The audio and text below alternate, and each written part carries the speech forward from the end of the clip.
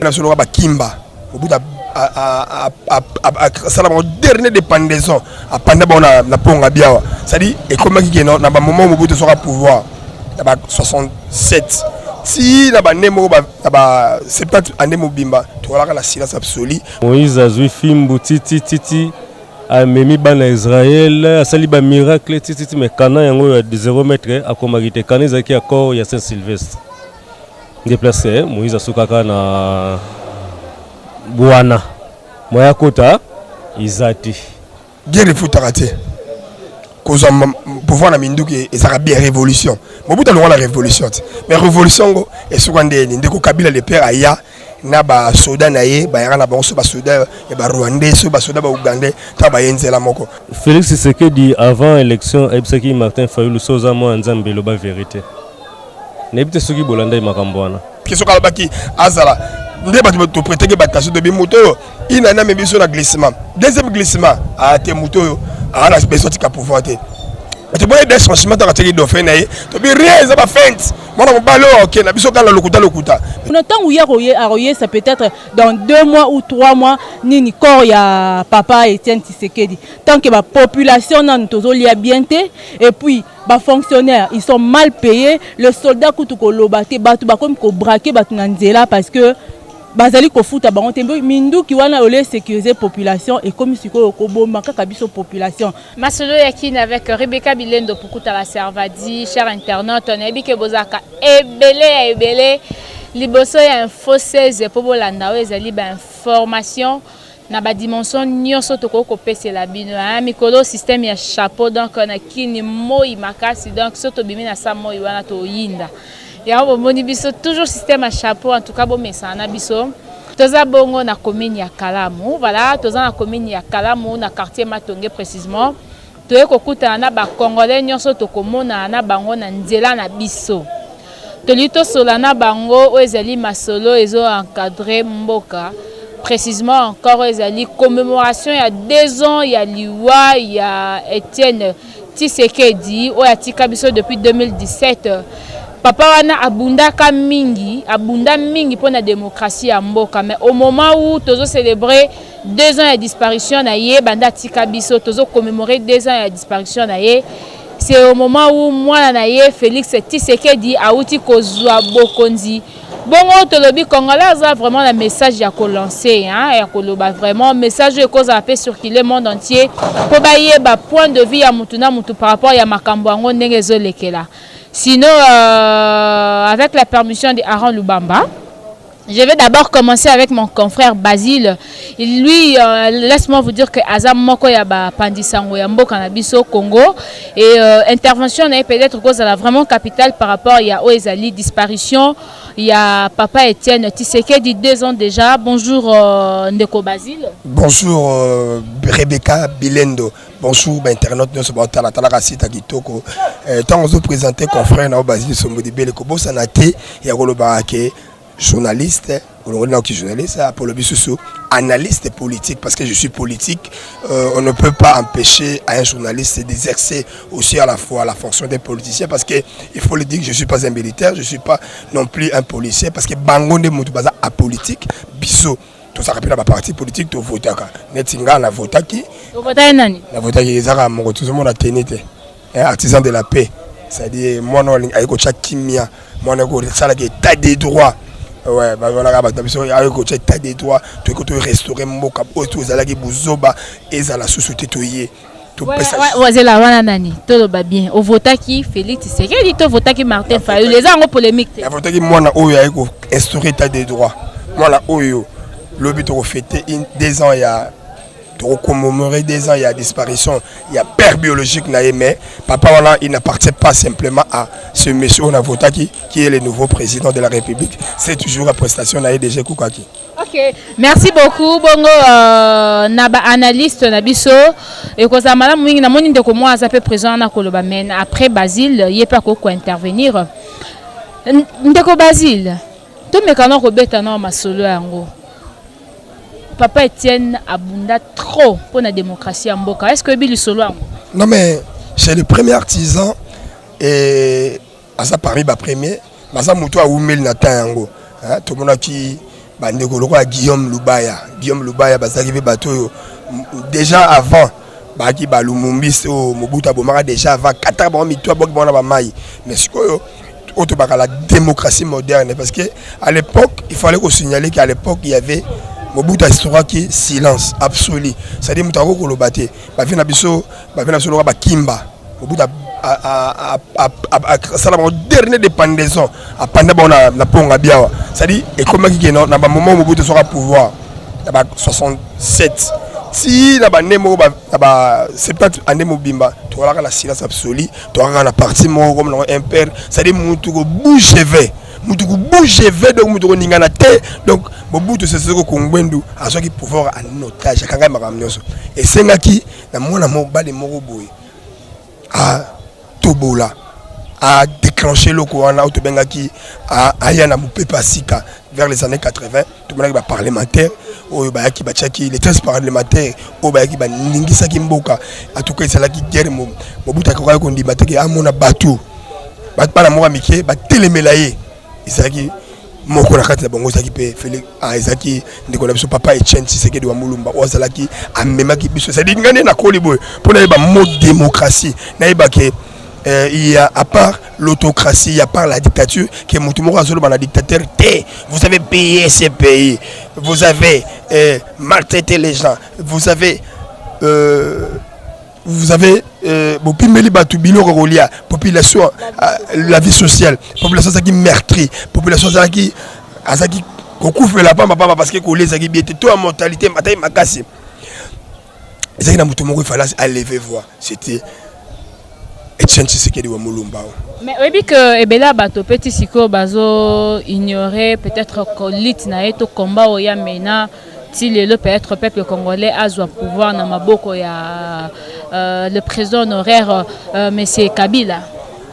Oui guerre futarate.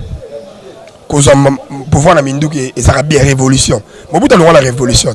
Mais révolution est souvent ndeko Kabila le père aya na ba soda na ye ba yara na bango so ba soda ya ba Rwandais so ba soda ba Ugandais ta ba yenzela moko ndeko Tshisekedi miso ya kotala miso otobenga la clairvoyance asenga na ndeko Kabila Laurent Désiré Bissier papa oui tu as libéré le pays il y avait la dynamique interne oyo ezaki ko sala ka masolo ke biso to fragiliser Mobutu bike na mboka oyo to songa Mobutu na village bike Mobutu songa na village na gbado na kone tu sais que ngana sa famille président ya Mobutu na tout ça ba kolomo na ba Mobutu mais na zalaki toujours artisan na moko ya banwa miketo na kati ya IDPS donc pour dire que Aïssa Kabila Aïssa ndeko Kabila yo tout le monde Mobutu akei dynamique interne ça que ça na yoye bondité aux pouvoir est-ce que bako pesa biso puis na ba zonga ndeko Kabila yoka kité a quitté la pouvoir ça là 3 ans akufa ki babomaki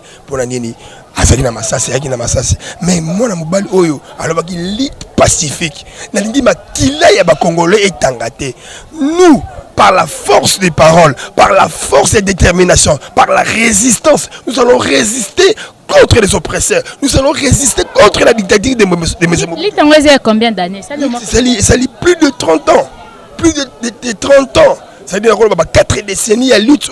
Moi, je suis un bunda. Azali, je suis un père. Parce que Azali est un père, mais Azali a choisi parce que c'est une obligation. Mais il était sorti du lot. Abibaki na carcan na buzoba oyo ndeko Mobutu kanga batuni so bazala en otage. Awa sikoyo lelo IDPS après avoir balit na yeba mamnyo sona lelo pouvoir les ngamba IDPS et ça a bien coïncidé au début de l'année au moment où le fin Etienne Tshisekedi a tika biso le 1er février na habité ceux qui au Kolobani ni par rapport à événement autre ko commémorer à la République démocratique du Congo ya liwa ya papa Etienne Tshisekedi. Cette lutte était une lutte naturelle et une lutte compréhensive. Et n'yaka esuka bongo parce que lutte wana ko na maïté moko ya ba pilier ya kati IDPS oyo ba retenaki leçon Félix Antoine Tshilombo arrêtenaki leçon Basile Sombodibel arrêtenaki leçon Peter Kazadi arrêtenaki leçon yandeko Etienne Tshisekedi oyo lobi déjà photos à la messe net tout ça là ba messe eucharistique pour naï les choses là qui tu étais là que l'histoire là qui n'est pas batté y a un moni lelo biso banaya ba vrai banaya opposition banaya et tu sais ce qu'il dit ba combattant ba résistant bato babaki non ato na minduki bato bakufi ba rossi ba kei ba déchade ba kei bato bakufi pour la lutte. En tout cas il fallait kaka to soit pouvoir calmement sans mando kebeta sans moto kufa to quitter la pouvoir kimia na yango to lobini ezali pe déjà tout investi président et qui est considéré 8 jours ils allons 8e jour il y a Banane de Félix, président Félix a prêté serment. Donc ça la Miloulou, parce qu'il faut le rappeler aussi, il fut un premier ministre de ce pays, même deux fois nommé, donc le premier ministre, on aura une messe digne de son nom, toujours organisée par l'église catholique, tous allons à lobby, mais programme là nous tout établir en tête.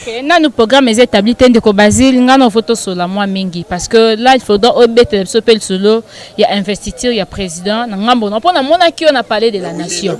Il faut mettre les solo et puis tout le monde bande quoi la mouka. La fois passée, avant-hier, on a 16h à Bazaki, na messe à Saint-Joseph. Pour la victoire na bangoza volé bazo continuer toujours na balit na bangwana mais permettre ngana zo papa kuna parce que hier azo kende à cause d'un peu pressé yo nazo zongela tout à l'heure là voilà na eko zo papa na biso. Bonjour papa. Bonjour ami. Bonne santé. Oui ça va.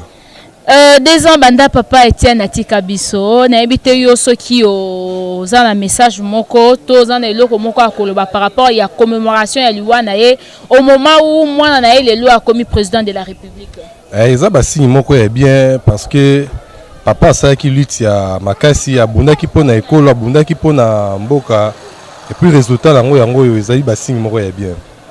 Awa IDPS simbi siko pouvoir na République démocratique du Congo et belé abatu bazo tambusa message ya tribalisme baluba na ebité ceux qui esengi okota message ya paix parce que pouvoir ya Félix Tshisekedi des aka ya yena famille na été to na tribu na été n'habite ko lobani mais tribalisme wala ngala ko ba ke za ba bloko moko za ba bazali beson sende ba koki ko penser na makambo wana parce que tolanda ki discours ya président de la République ndenge apesa ki to mona ki message na ndenge zala ki azali pona baluba ta azali pona tribalisme te aye pona congolais nyonso tout biso tozo souhaiter tribalisme te tozo souhaiter un Congo où ko poussa na lisusu liboso non qui est penser pour la tribalisme wana tozo lango pour ça te.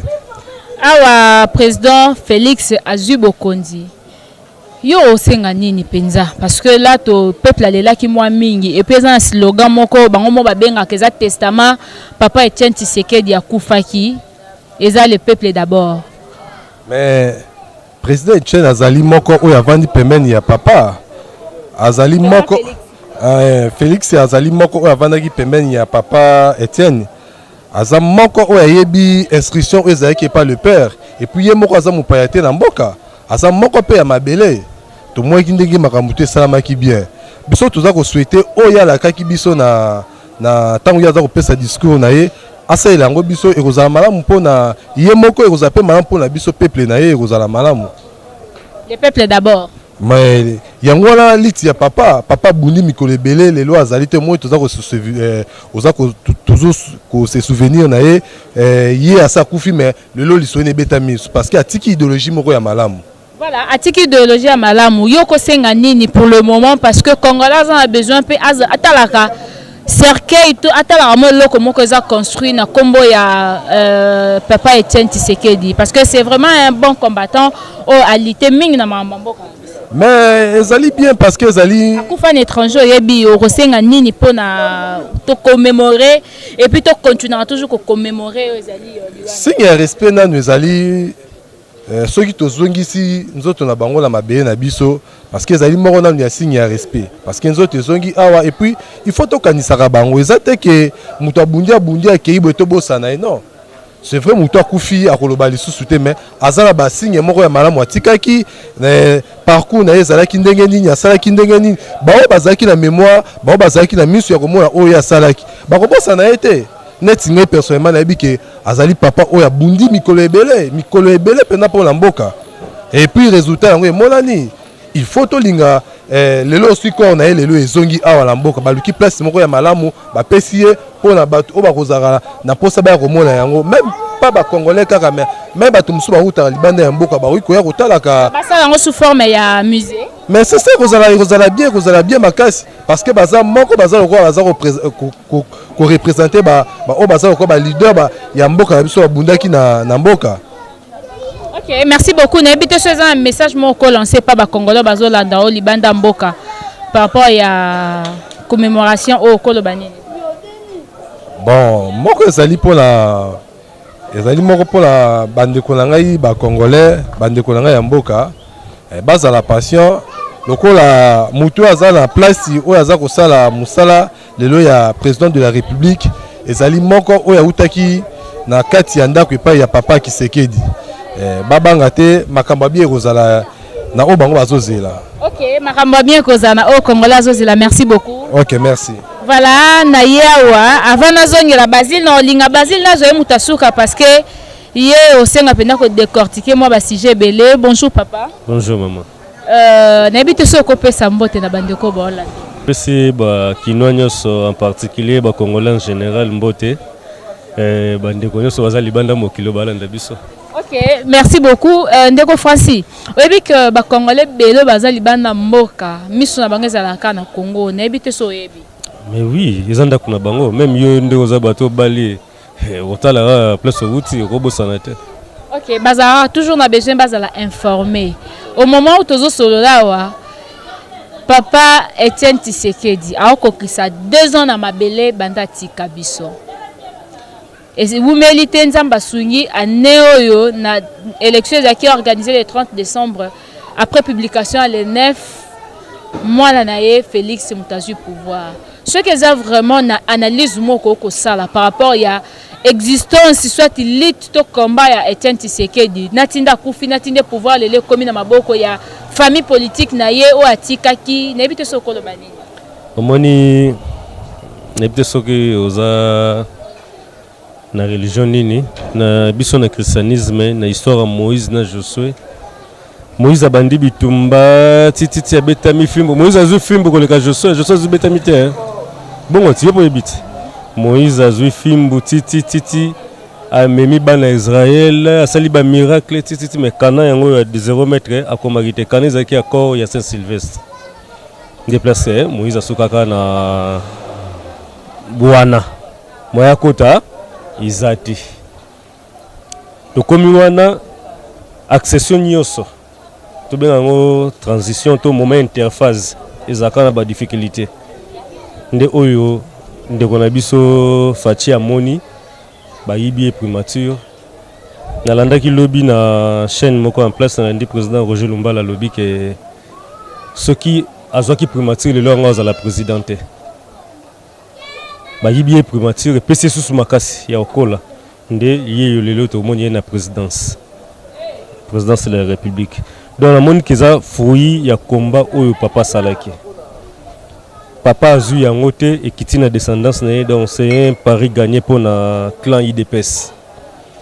Alors et ba congolais se faut ba s'approprier nango.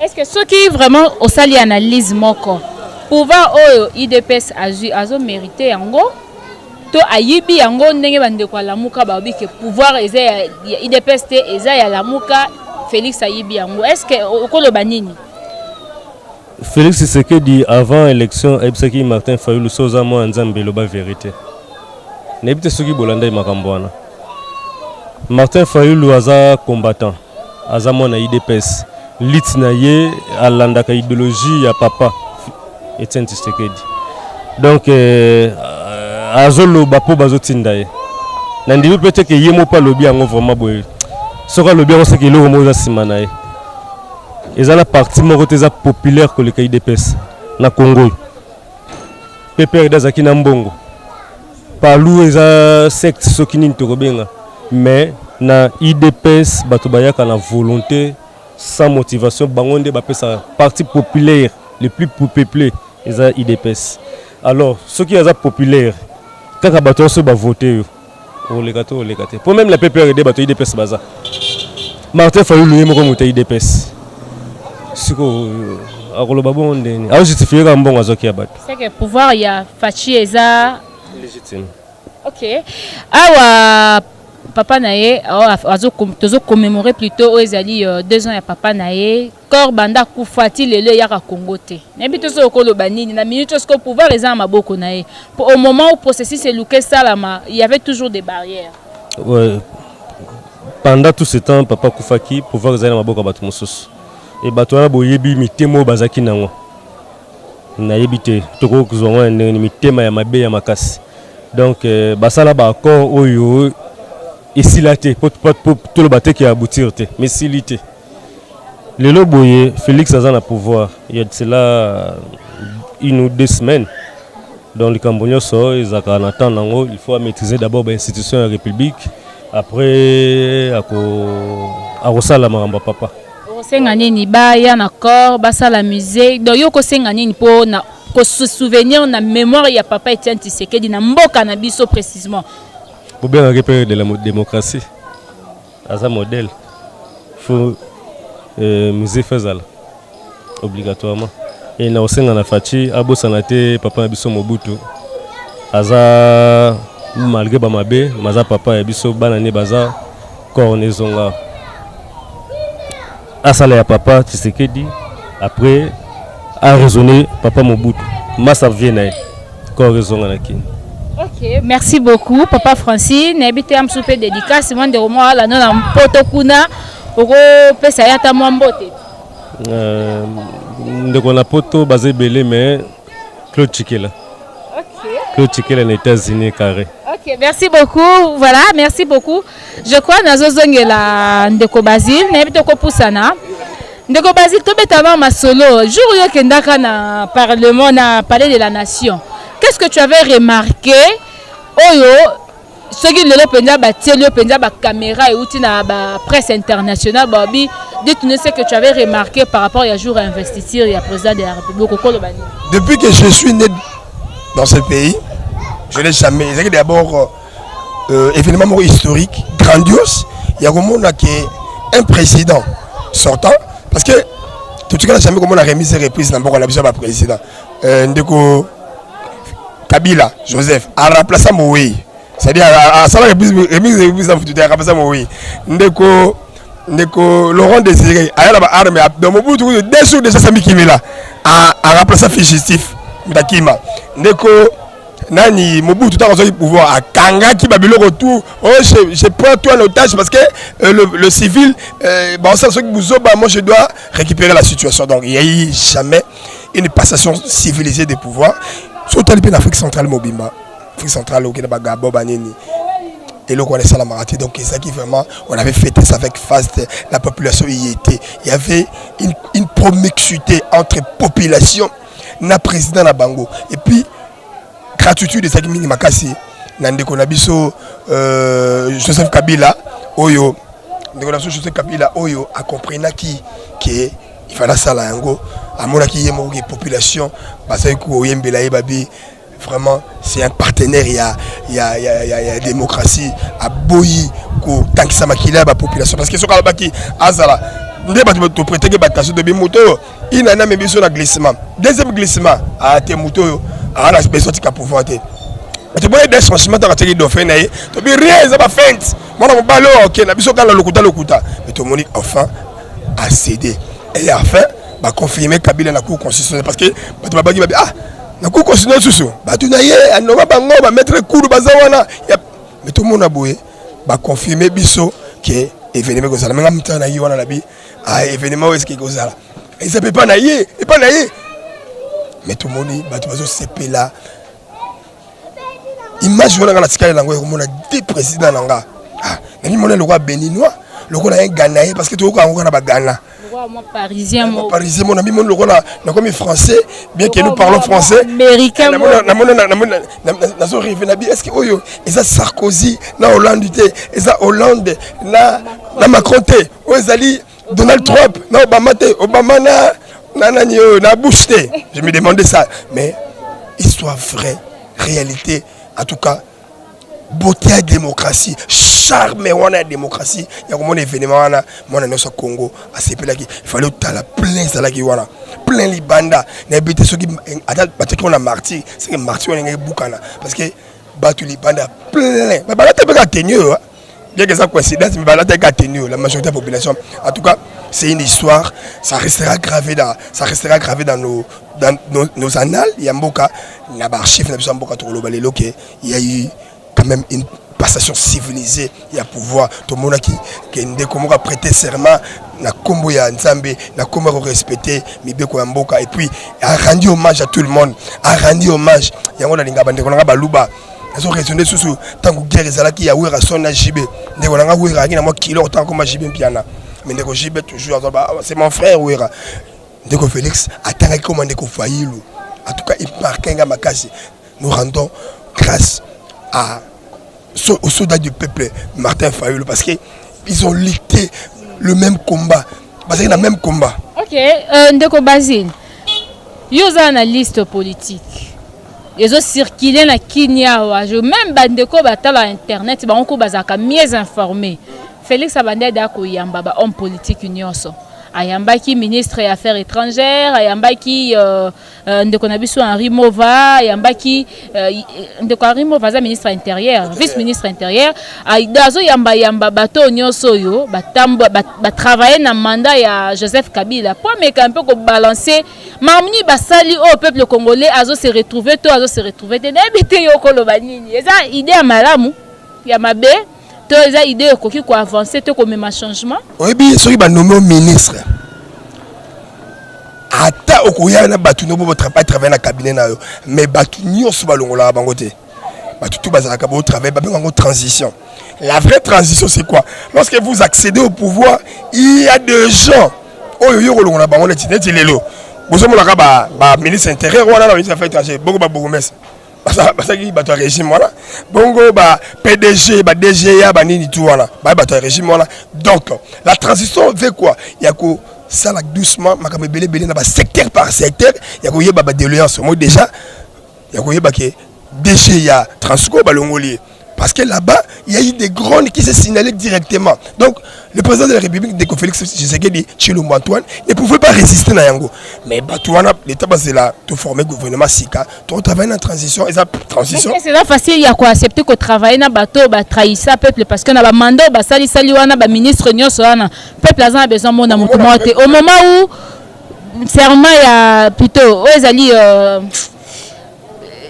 babenga nini eloko yo mitindo yo mitindo oyo Etienne Atika esenga pe Félix Asala le peuple d'abord ayokela nde peuple mais le peuple d'abord c'est bandit tala ba interpeller qui directeur ya BCC Banque Centrale du Congo ba interpeller qui interpeller ba tu belé besoin interpeller bango mutoyo colonel oyo intimaki ordre ba beta masasi na campus à Lubumbashi aza aux arrêts déjà il y a Transco aza déjà aux arrêts c'est ça que je dis donc Kabib Nandi Ndeko Félix a travaillé na bangote aza transition l'état qui basa là tout ce gouvernement Sika oya Sika o bazo bazala ancré na idéologie il y a tas de droits parce que na koyeba ça que lelo ils a félicitations na bino ba journaliste ils sont ba journaliste lelo to na ministre information té o ba lo ya a tchaka biso pandi likolo to sala msana biso parce que balobi le premier censé ça na yo mo journaliste ya koyeba likamune ozoloba donc lelo Rebecca Bilendo Boursa msala kitoko tout comme na état des droits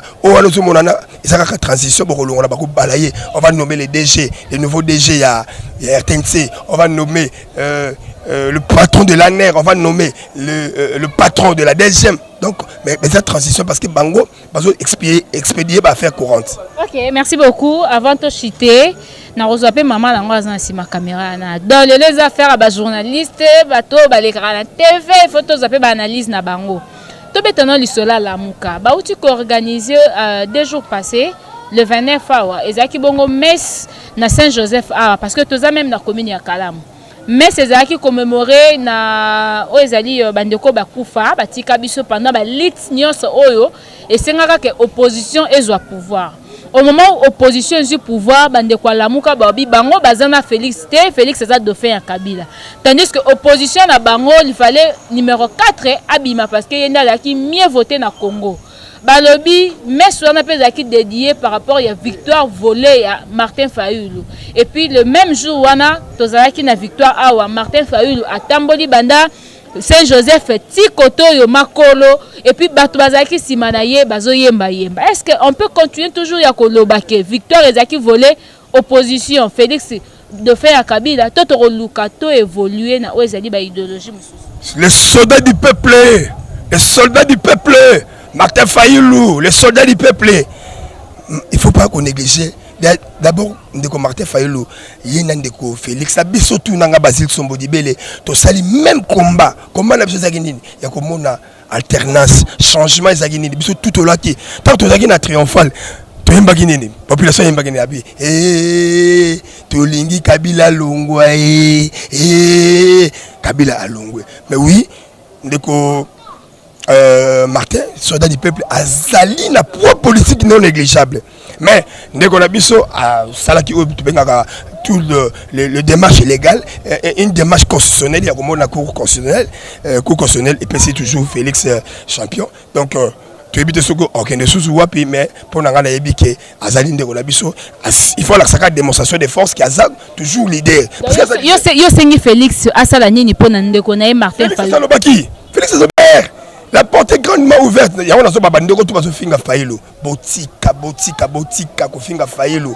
Fayulu recomprendre. Quoi Fayulu po bazo finga. Ezali botika tout ça et longo tout ça li famille tout c'est sika moko et le kabola biso kaka zalaki ba miluka mike na Genval et na nini na Genève wana miluka mike déjà tout ça li famille nous avons combattu ensemble nous avons apporter une lutte qui est pareille, une lutte qu'on a commencé ça depuis longtemps. Oh, les alliés richesse, les alliés héritage, papa Félix, papa Etienne Tshisekedi de Wamulumba, oh, la tike les biso, les alliés nini, on les a distraction, mais même pas ça la biso, mais ndeko, Fayulu Azali makamune na milulu na samedi, le dé, les alliés. Meeting biso sa mutema moto te ba message ni na komema na meeting. Message ezala message oya web ça ba tunaye. Ya on bien ça moto ko négliger te azala message na mais to ko senga kaka message ya paix parce que ayebake tout ça sur la place to ko kinde ko funda te et à ça qui na ko constitutionnel PC raison CENI et puis muta organiser l'élection les alliés de Antoine Félix Tshisekedi ils allaient CENI donc CENI muta organiser l'élection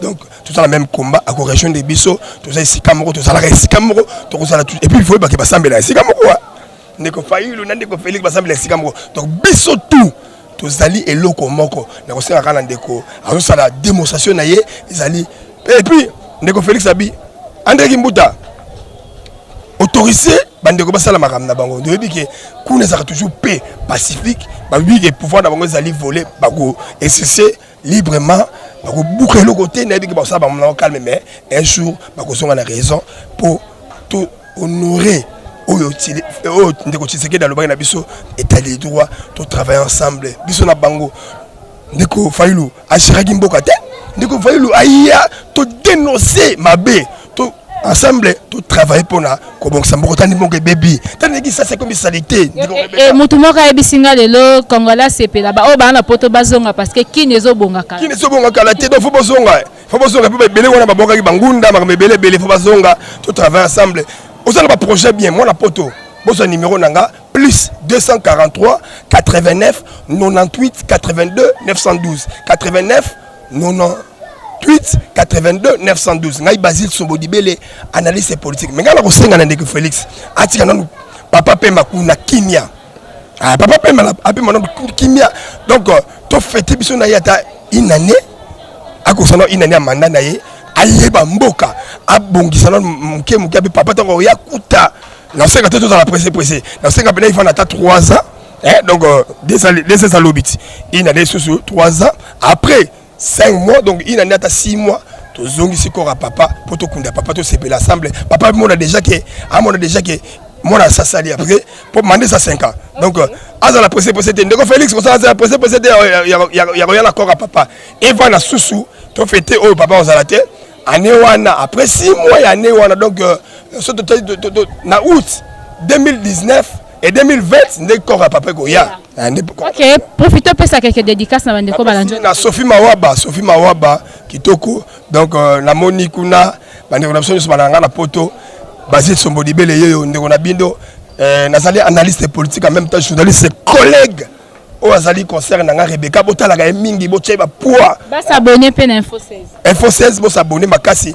botindela ke ba code surtout code ouais ba ke à part na bino de bosungi Congo parce que au monde économie moi je fais l'économie la balance il y a monnaie na balance ya monnaie là je vois Thierry bande na biso bazo le wana Thierry Lando bande na biso bazawana donc la balance économie mbongo botinda kawana isala ki devise wana banque centrale ça l'équilibre en tout cas bolemba te na bi ko botika kotinda kala te mais bosunga Rebecca mo ba 100 € ba 200 po ay ba ko sala msala kitoko merci Rebecca c'est bon na sepeli mingi de ko Basile na ko zo pe concert na nga pe awa message moko kaka ko koloba o s'exprimer par rapport ya oezali disparition il y a fait Etienne Tshisekedi 2 ans déjà nous commémorons 2 ans il y a disparition naie je ne sais pas contribution naie cause à la nini dans sa famille biologique sa famille politique et na lolenge nini congolais za ko simba siko makambo na minute.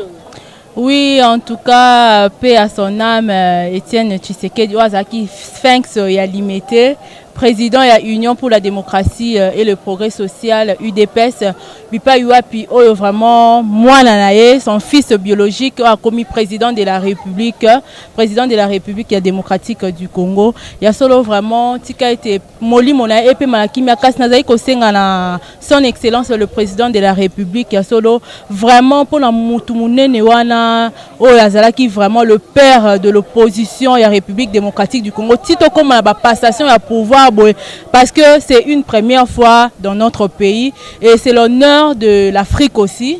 Il y a solo Costa la passation à pouvoir na RDC Ezali une première fois depuis que le Congo et Congo non tomona makambouanate le président sortant et le président entrant vraiment ba peseni manteau vraiment ba peseni manteau il y a commandement oyo abimi oyo a continent ne salamate toujours na République na biso bazwa toujours na mandoki to na makambo ebele ba coup d'état surtout Afrique ezami ba coup d'état nanu esalemate yango wana vraiment président Félix Tshisekedi Place Aza a organisé vraiment obsèque moko digne ya non ya papa na Yendengaza qui vraiment le père de la démocratie na République démocratique du Congo yangwana vraiment ezali ko mona na ba œuvre tisiko ti makambo o esa mabweba passation du pouvoir parce que il y avait une opposition dans ces pays, il y avait une opposition forte dans ces pays yango pe esali que le gouvernement qui était en place pe azupe musukusuku po biso pe opposition to gouverner nan ba opposant pe ba gouverner pe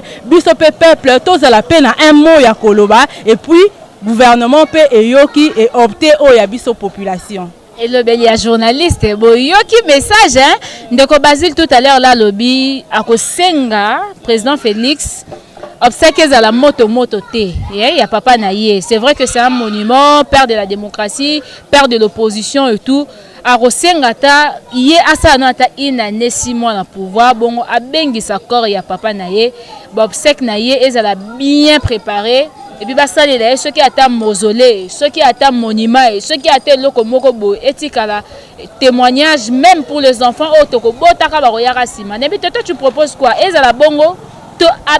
Parce que au moment où tu as besoin corps et moi je pense que Sombo Basile a raison. Il y a solo temps dans le baki liboso que le président de la République Félix Tshisekedi il faut vraiment organiser obsèque moko digne ya no ya père na ndengi azalaki et que ça à la hâte et que ça mbangu te qu'il prenne d'abord son temps oyo avandi à organiser ma campo tozo sala matanga to obsèque ya mutu moko ya pamba te tozali ko sala obsèque ya mutu oyo azali les géniteurs de la démocratie dans notre pays et puis le père fondateur de l'opposition dans notre pays poto koma na makambo oyo c'est parce que lui le fait Etienne Tshisekedi a lutté puis lutte yango eboti mbuma malgré qu'il n'est pas là paix à son âme mais il faut organiser des obsèques dignes à son nom il faut vraiment qu'il prenne son temps à organiser makambo tant où ya royer ça peut être dans 2 mois ou 3 mois nini corps ya papa Etienne Tshisekedi tant que la population nan tozolia bien té et puis ba fonctionnaires ils sont mal payés le soldat kutuko lobate batu ba comme ko braquer batu na nzela parce que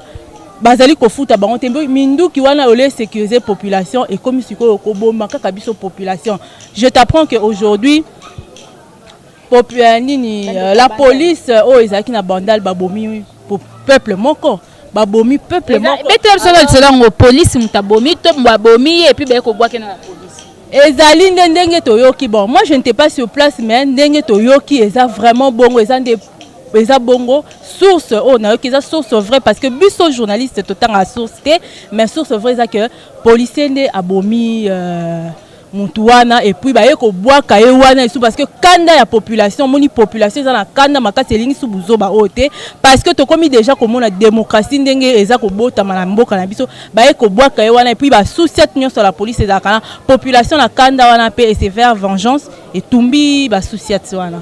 C'était voilà, ça. Na évité ceux qui ont ko sala mo analyse qui est pour chiter pe par rapport à Lamuka bandeko Lamuka na bandeko ya majorité en place siko bandeko IDPS na oezali peut-être barando to na bon na le baraba oezali barando parce que jusque là rando ezaka ka bandeko Lamuka bazo ganga notre pouvoir volé bozong c'est biso pouvoir na biso.